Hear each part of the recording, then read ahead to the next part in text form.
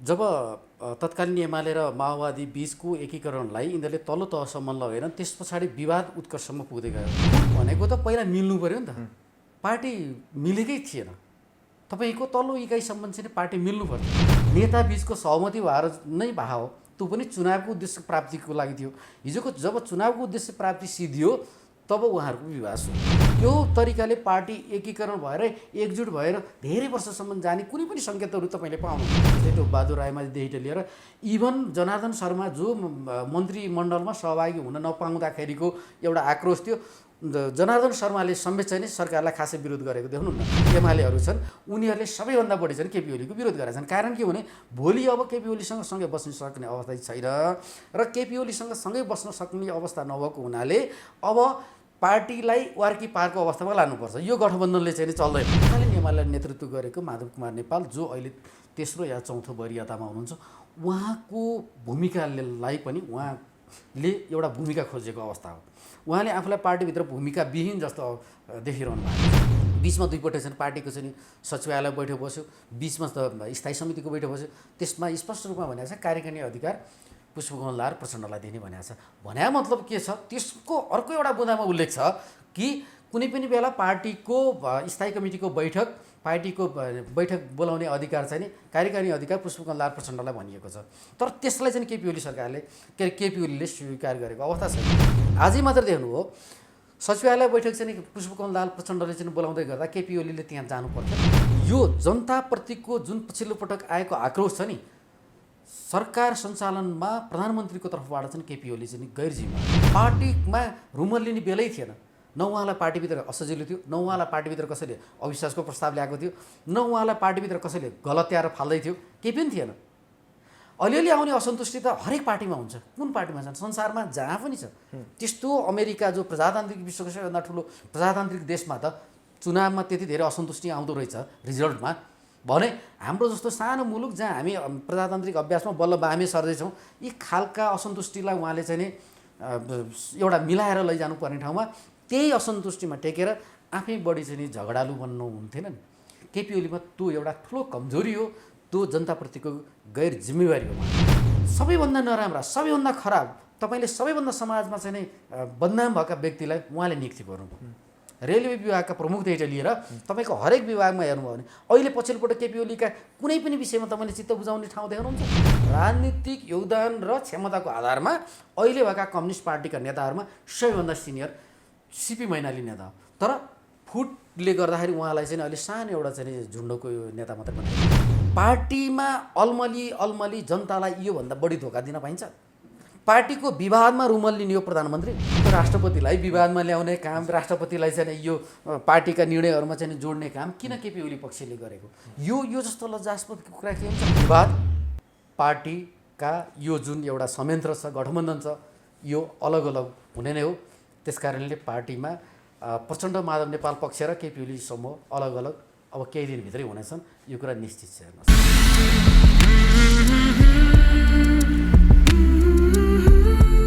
आदरणीय दर्शक महानुभाव नमस्कार। तपाईँ यति बेला हेर्दै हुनुहुन्छ pnbखबर.com र साथमा म रोशन घार्ती उपस्थित भएको छु। पछिल्लो समय नेकपा भित्रको किचलोले अहिले राजनीतिक बिर्थ निकै तातेको छ।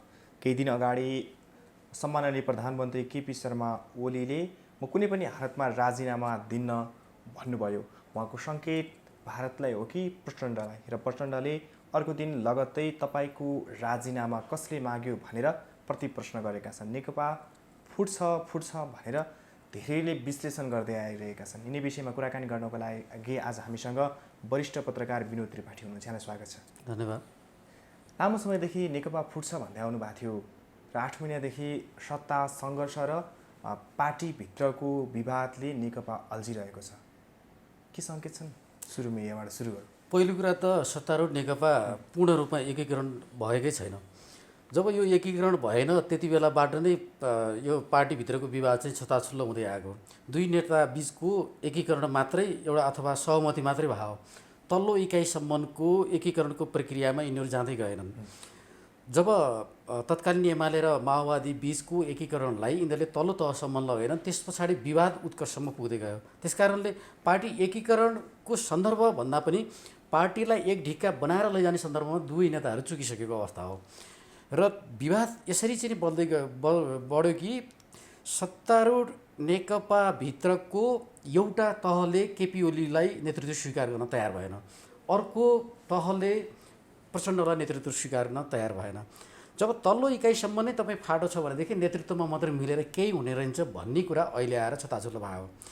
गत चैतसम्ममा यिनीहरूको चाहिँ विवाद उत्कर्षमा पुग्दै गर्दा कोरोना भाइरसको कारणले यिनीहरू साम्य भएको अवस्था थियो र अहिले आएर देखिरहनु भएको छ उनीहरूको भित्र पनि कुनै पनि एजेन्डाहरूमा चाहिँ सहमति हुने सङ्केतहरू देखिएको छैन। आजै मात्रै चाहिँ प्रचण्डले पनि आफ्नै तरिकाले सचिवालय बैठक डाक्नु भएको छ, जहाँ चाहिँ प्रधानमन्त्री पार्टी सभापति पनि हुनुहुन्छ अध्यक्ष, उहाँ चाहिँ नजानी भनिसक्नु भएको छ। त्यस कारणले अनौपचारिक रूपमा त यो पार्टी त पहिल्यै फुटिसक्यो हो, अथवा भनेको जोडिएकै छैन। घोषणा हुन मात्रै बाँकी पार्टी फुट्न। पार्टी तपाईँ फुट भनेको त पहिला मिल्नु पऱ्यो नि त। पार्टी मिलेकै थिएन। तपाईँको तल्लो इकाइसम्म चाहिँ पार्टी मिल्नु पर्थ्यो। तल्लो इकाइसम्म जब पार्टीका कार्यकर्ताहरू एकजुट भएर सबै इकाइहरू चाहिँ समायोजन भइसक्नु पर्थ्यो, त्यो नभइसकेको अवस्थामा दुई नेता बिचको मात्रै सहमति भएको थियो, दुई नेता बिचको अब असहमतिमा पुगेको अवस्था हो। त्यसको अलग अलग पार्टी हो, यो त एउटा खालको गठबन्धन मात्रै थियो। वर्षाको घटनाले पनि त्यसलाई सङ्केत गर्छ। पहिलो कुरा त नेकपाको यो खालको चरित्र चाहिँ विगत हामीले चाहिँ 72 वर्षदेखिबाट चाहिँ केलाएर हेर्न सक्छौँ।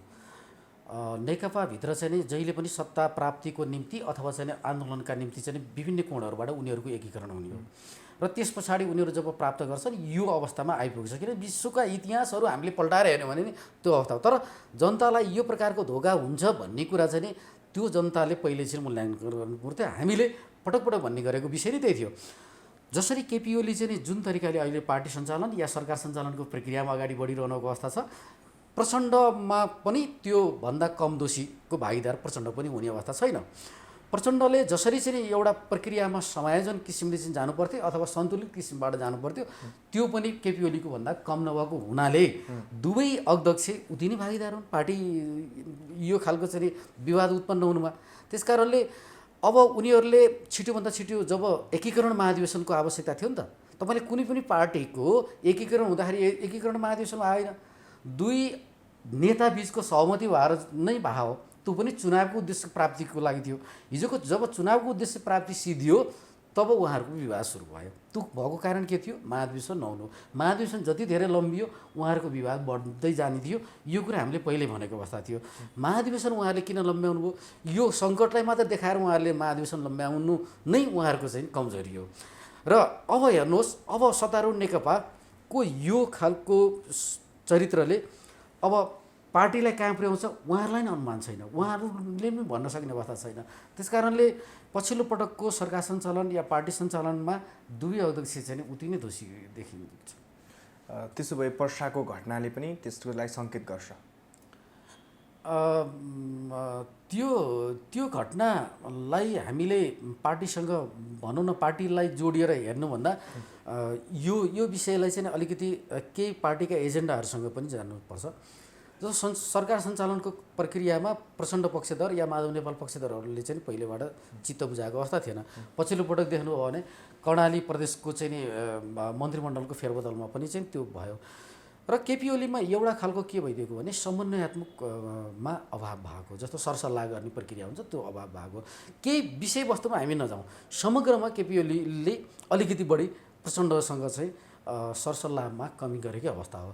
र अब पार्टी सत्तारूढ नेकपाको यो फुटको अवस्थामा फुट्छ किन भनिरहनु भएको छ तपाईँहरूले हामीलाई क्वेसन गर्न सक्नुहुन्छ।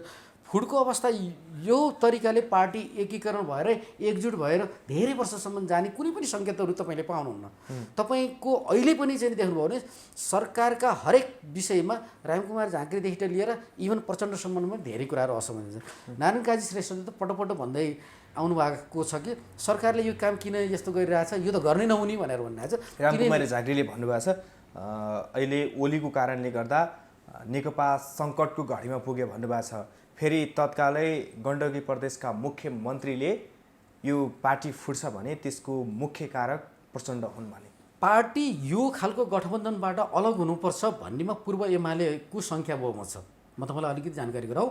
अष्टलक्ष्मी साक्य, युवराज गेवाली, अमृत कुमार बोहराको एउटा यस्तो टिम छ जसले चाहिँ केपी ओलीसँग सँगै काम गर्न हुँदैन, अब केपी ओलीसँग सँगै काम गरेर जान सकिँदैन भनेर मजाले लबिङ गरेको अवस्था छ।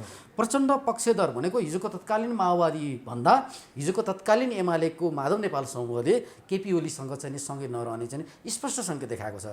तपाईँले पछिल्लो पटकका गतिविधिहरू पनि हेर्नुभयो भने सबैभन्दा बढी के हिजोका पूर्व माओवादीहरूले चाहिँ केपी ओलीलाई चाहिँ धेरै गाली गरिरहेका छन् अथवा चाहिँ आलोचना गरेको तपाईँले पाउनुहुन्छ? पाउनुहुन्न। जस्तै टोपबहादुर रायमाझीदेखि लिएर इभन जनार्दन शर्मा जो मन्त्रीमण्डलमा सहभागी हुन नपाउँदाखेरिको एउटा आक्रोश थियो, जनार्दन शर्माले समेत चाहिँ सरकारलाई खासै विरोध गरेको देख्नुहुन्न।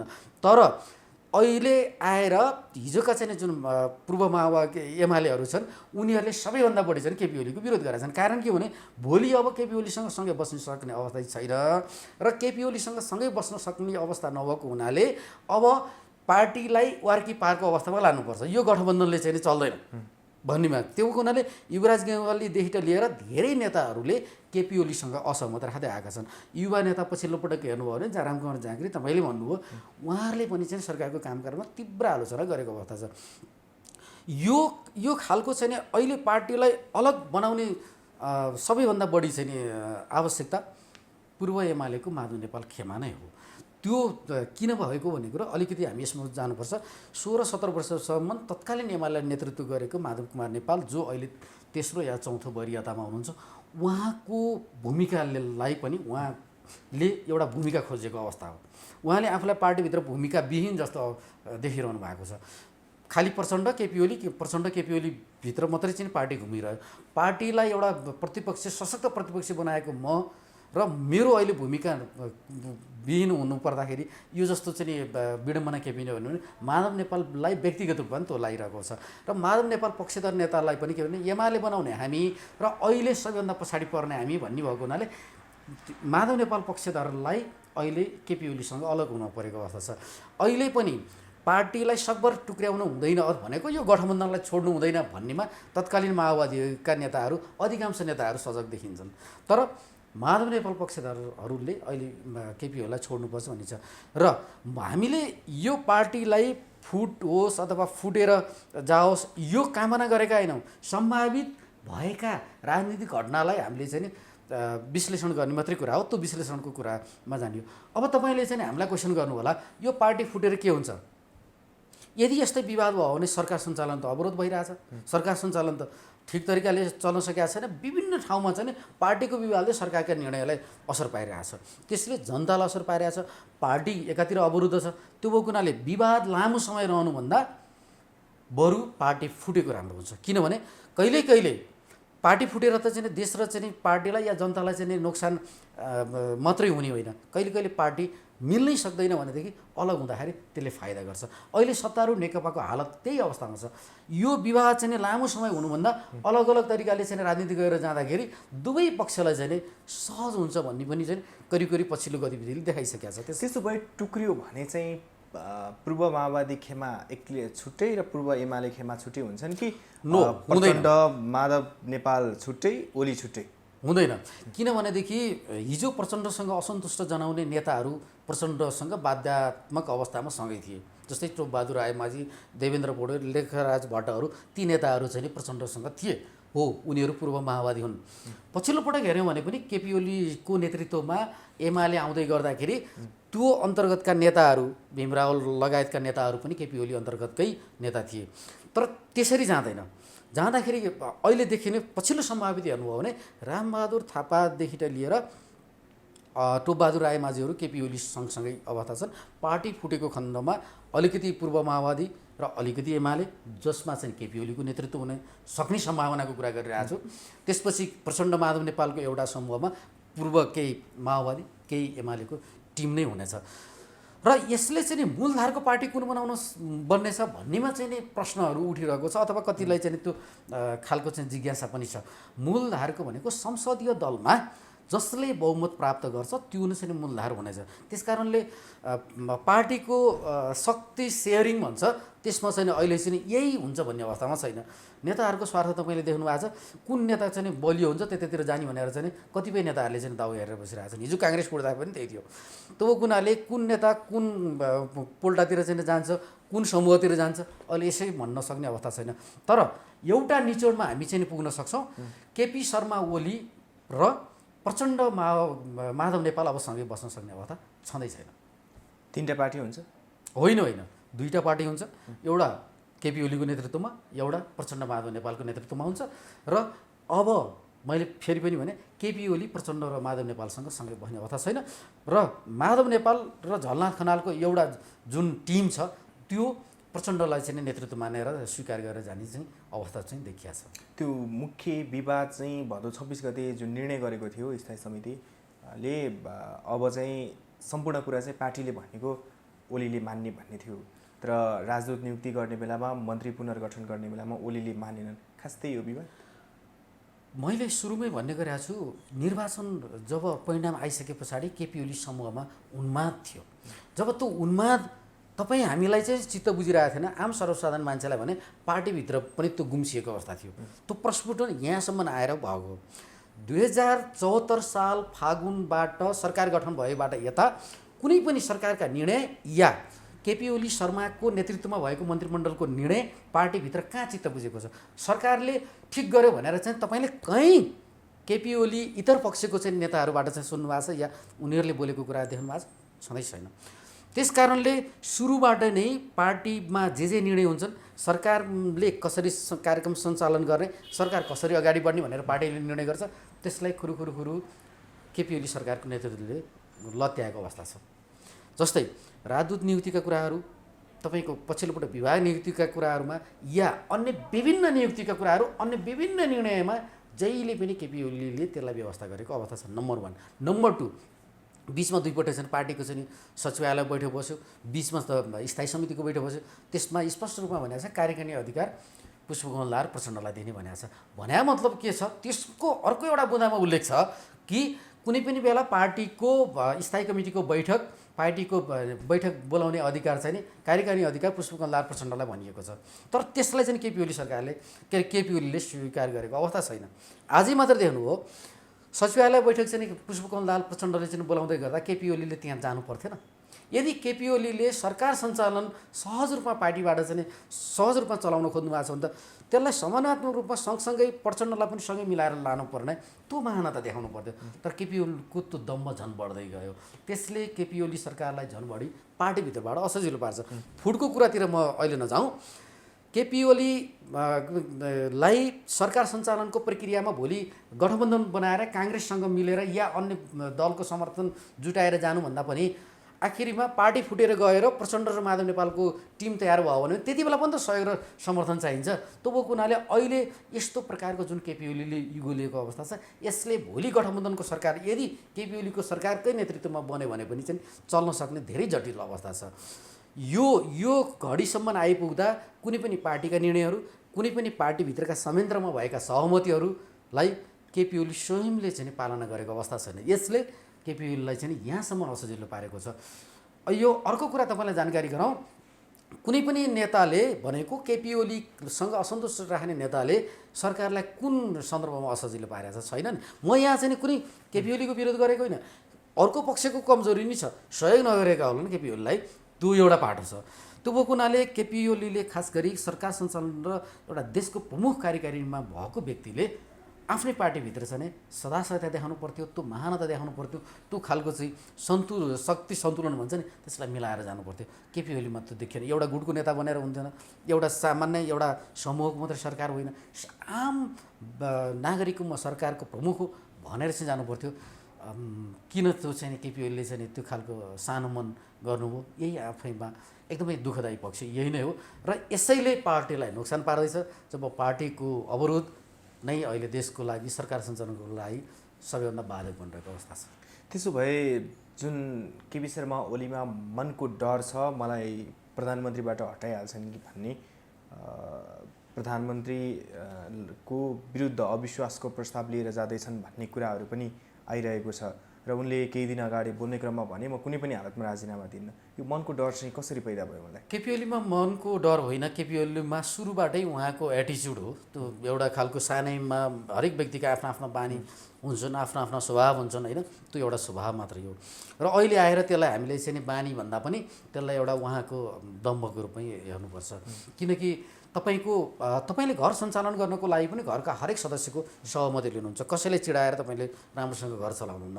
पार्टी चलाउनको लागि पनि पार्टी अध्यक्ष सबैभन्दा बढी जिम्मेवारी हुनुपर्थ्यो। र त्यसमाथि पनि प्रधानमन्त्री भनेको सबै पार्टीका सदस्यदेखि लिएर प्रमुख प्रतिपक्ष सबैसँग सन्तुलित व्यवहार गर्नुपर्थ्यो। उहाँले कुनै पनि एजेन्डा, कुनै पनि विषयमा प्रचण्ड या माधव नेपालसँग सहमति या सरसल्लाह गर्नुभएको अवस्था छैन। यदि देखावटी रूपमा सरसल्लाह गर्नुभएको छ भने त्यसलाई पालना गरेको अवस्था छैन। त्यसकारणले केपी ओलीको त्यसलाई मनको डर होइन, केपी ओलीमा त्यो एउटा दम्भ हो। के गर्छन्, बरु म यो पाइला चाल्छु भन्नेमा चाहिँ उहाँ जानुभएको छ। केही दिनबाट नै उहाँले के भन्नुहुन्छ भने हामी अलग बसौँ, अब सँगै मिलेर जान सक्ने अवस्था मैले देखिनँ, हामी अलग अलग हौँ। यो भने के, यत्रो सङ्घर्षले, यत्रो जनताको आशा र भरोसाले चाहिँ चुनाव जिताएर पठाएको सरकार अहिले छिन्नभिन्न हुँदाखेरि त्यसलाई उहाँको रहरले गर्ने विषय हो र? जनतालाई कति नोक्सान पर्छ, देशलाई कति नोक्सान पर्छ? पार्टीको यो खालको डिसिजन एउटा पार्टीलाई मात्रै त होइन नि, यसले त जनतालाई असर पार्ने कुरा किन केपी ओलीले सोच्नु भएन? त्यसकारणले यो जनताप्रतिको जुन पछिल्लो पटक आएको आक्रोश छ नि, सरकार सञ्चालनमा प्रधानमन्त्रीको तर्फबाट चाहिँ केपी ओली चाहिँ गैर जिम्मेवार भन्नुभयो। उहाँको गैर जिम्मेवारीपनले आज हरेक निर्णयहरू देशको यो विषम घडीमा पनि गर्नुपर्ने चाहिँ फरक तरिकाका काम र शैलीहरूलाई उहाँले चाहिँ कति पनि सञ्चालन गर्न खोज्नु भएन। त्यो इच्छा शक्ति नै भएन। पार्टीमा रुमल लिने बेलै थिएन। न उहाँलाई पार्टीभित्र असजिलो थियो, न उहाँलाई पार्टीभित्र कसैले अविश्वासको प्रस्ताव ल्याएको थियो, न उहाँलाई पार्टीभित्र कसैले गलत्याएर फाल्दै थियो, केही पनि थिएन। अलिअलि आउने असन्तुष्टि त हरेक पार्टीमा हुन्छ। कुन पार्टीमा छ? संसारमा जहाँ पनि छ। त्यस्तो अमेरिका जो प्रजातान्त्रिक विश्वको सबैभन्दा ठुलो प्रजातान्त्रिक देशमा त चुनावमा त्यति धेरै असन्तुष्टि आउँदो रहेछ रिजल्टमा, भने हाम्रो जस्तो सानो मुलुक जहाँ हामी प्रजातान्त्रिक अभ्यासमा बल्ल बामे सर्दैछौँ, यी खालका असन्तुष्टिलाई उहाँले चाहिँ नि एउटा मिलाएर लैजानु पर्ने ठाउँमा त्यही असन्तुष्टिमा टेकेर आफै बढी चाहिँ नि झगडालु बन्नु हुन्थेन नि। केपी ओलीमा त्यो एउटा ठुलो कमजोरी हो। त्यो जनताप्रतिको गैर जिम्मेवारी हो। उहाँको जनताप्रतिको जिम्मेवारी हुन्थ्यो भने 5 वर्षसम्म म सरकार सञ्चालनमा पार्टीभित्रका हरेक असन्तुष्टिलाई पनि सम्बोधन गर्दै जनताका भावनालाई चाहिँ म कदर गरेर जनताको लागि काम गर्छु भन्ने उहाँमा दृढ सङ्कल्प हुनुपर्थ्यो। त्यो दृढ सङ्कल्प बोली र व्यवहारले होइन नि। सबैभन्दा नराम्रा, सबैभन्दा खराब, तपाईँले सबैभन्दा समाजमा चाहिँ बदनाम भएका व्यक्तिलाई उहाँले नियुक्ति गर्नुभयो। रेलवे विभागका प्रमुखदेखि लिएर तपाईँको हरेक विभागमा हेर्नुभयो भने अहिले पछिल्लोपल्ट केपी ओलीका कुनै पनि विषयमा तपाईँले चित्त बुझाउने ठाउँ देख्नुहुन्छ? अख्तियार चाहिँ उहाँले बन्धक बनाइदिनु भएको छ। अख्तियार दुरुपयोग अनुसन्धान आयोग, तपाईँका सुरक्षाका अङ्गहरू पनि कहीँ न कहीँ गएर केपी ओली भनेको प्रधानमन्त्री कार्यालयमा गएर जोडिया छ। यसले के देशलाई चाहिँ नि निरङ्कुश शासनतर्फ उन्मुख लाँदैछु भनेर भनिदिनु पर्यो? जस्तो कहिले कहिले निरङ्कुश शासन पनि देशलाई आवश्यक पर्ला, तर त्यो बेलामा जनताको पक्षमा काम र निर्णय हुन्छ। तर एकातिर चाहिँ निरङ्कुश शैली अपनाउने र अर्कोतर्फ निरङ्कुश शैलीमा जनताका विपरीत, जनताको चाहिँ इच्छा विपरीत चाहिँ काम गर्ने, पार्टीका इच्छा विपरीत काम गर्ने, या सबै संयन्त्र विरुद्ध चाहिँ काम गरेर केपी ओलीलाई टिक्न गाह्रो भएको उहाँको शैलीको कारणले हो। त्यसकारणले हामीले भन्ने गरेका छौँ, केपी ओलीले आफ्नो काममा मात्रै ध्यान दिएको भए, आफ्नो जिम्मेवारीलाई मात्र ध्यान दिएको भए यो अवस्था आउँथेन। कसैले पनि केपी ओलीको संविधान त 2.5 वर्ष उहाँलाई राजीनामा दिनुपर्ने अवस्था थिएन, 2.5 वर्ष कटिसक्यो। त्यस पछाडि पनि पार्टीमा एउटा खालको सम्झौता भयो, कार्यकारिणी अधिकार पुष्पकमल दाहाल प्रचण्डले चलाउने र प्रधानमन्त्रीको नेतृत्व बनेर चाहिँ केपी ओलीले सरकार सञ्चालन गर्ने। यति राम्रो सुअवसरलाई उहाँले चाहिँ किन असन्तुष्टि जनाउनु भएको छ? यति राम्रो चाहिँ सुविधालाई उहाँले आफैले चाहिँ किन अप्ठ्यारो पार्नु भएको छ? यो त आफैमाथि उहाँले चाहिँ बन्चरो हानिरहनु भएको छ र मलाई बन्चरो हानियो भन्नुभएको छ। यो गलत हो। उहाँको सोच र उहाँको जुन भ्रम छ नि, उहाँ यो भ्रमबाट मुक्त हुनुपर्छ। त्यो भ्रम नै केपी ओलीको दम्भ हो। त्यसो भए अब कुनै पनि हालतमा यो मिलेर अगाडि बढ्यो भने यो अझै झन् देश दुर्घटनामा पर्ने सम्भावना झन् धेरै रह्यो।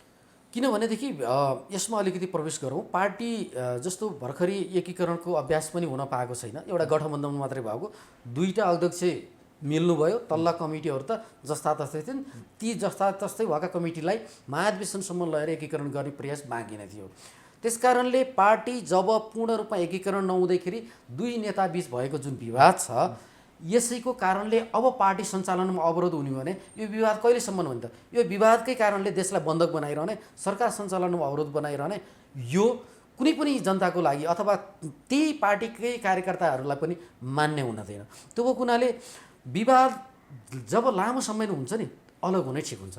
जब विवादलाई समाधान कुनै पनि एङ्गलबाट चाहिँ समाधान हुँदैन भने अलग हुँदै सबैभन्दा बेटर हुन्छ। हामीले धेरै देख्न सक्छौँ। त्यो भएको हुनाले जहिले पनि विवाद भएको छ, जहिले पनि पार्टी फुट्न लाग्यो भन्ने चाहिँ कुराहरू बाहिर आइरहेको छ। यो कुनै तपाईँ हामी मिडिया या कुनै चाहिँ व्यक्तिको अनुमानले चाहिँ ल्याएको विषय होइन, उहाँहरूकै गतिविधिले ल्याएको कुरा हो। आन्तरिक रूपमा हुने विवादलाई बाहिर छताछुल्ल नपार्ने भने तपाईँ हामीले पार्टी फुट्दैछ भन्न चाहिँ सक्दैनौँ नि। तपाईँ हाम्रा त अभिव्यक्ति यति नै झुट साबित हुन्थे।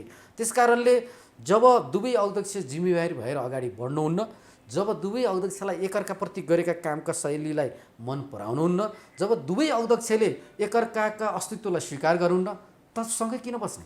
तब हुनाले अलग ढङ्गले अलग तरिकाले चाहिँ जान सक्नुहुन्छ। र अर्को कुरा, नेपालको कम्युनिस्ट इतिहासलाई हेऱ्यो भने 2006 सालबाट हामीले यहाँसम्म हेऱ्यो भने उहाँको फुटप्रस्त इतिहास लामो छ। तपाईँको कुनै पनि शीर्ष नेता चाहिँ दुईजना छ भने त्यो अलग भएकै छ।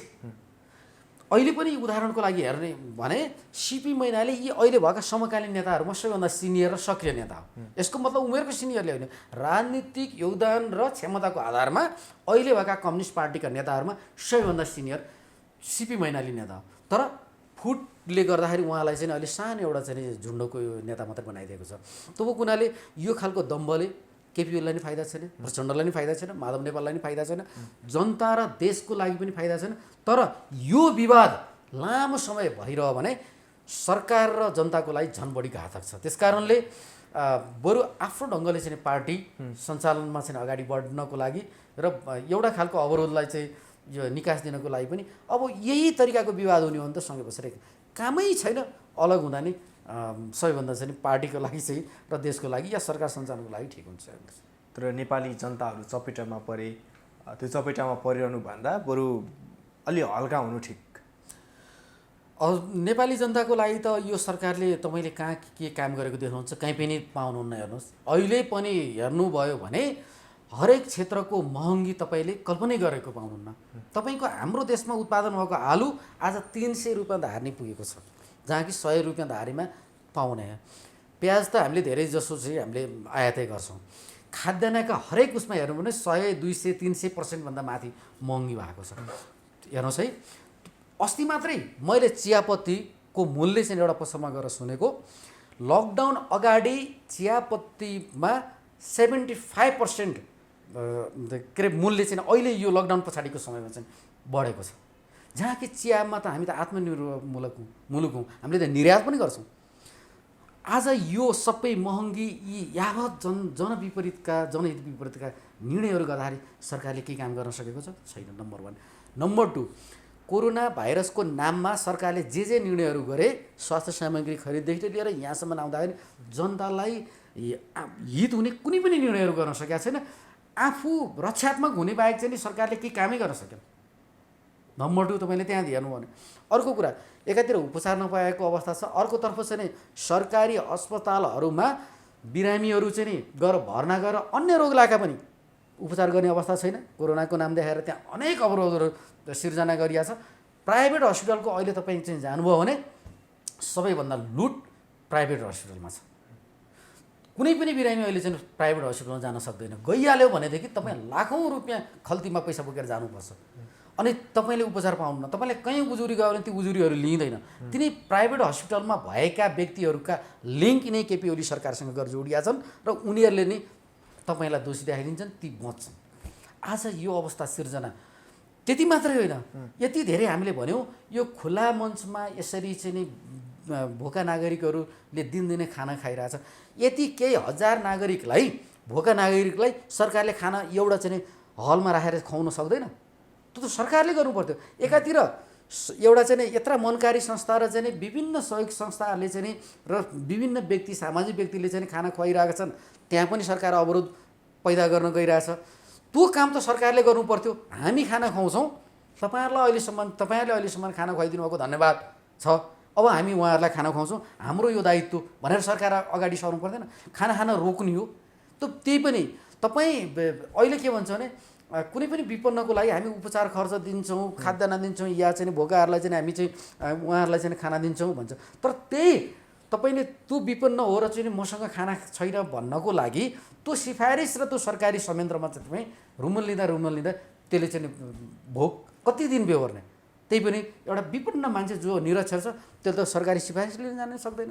त्यो भएको हुनाले सरकारले त्यस्ता खालका नागरिकहरूलाई एउटा हलमा राखेर खाना खाने व्यवस्था गर्नु पर्दैन, उहाँहरूलाई सम्बोधन गर्नु। अहिले 70% मानिसहरू त बेरोजगार भइसकेका छन् यही लकडाउन या कोरोना भाइरसका विभिन्न यावत पक्षका कारणले।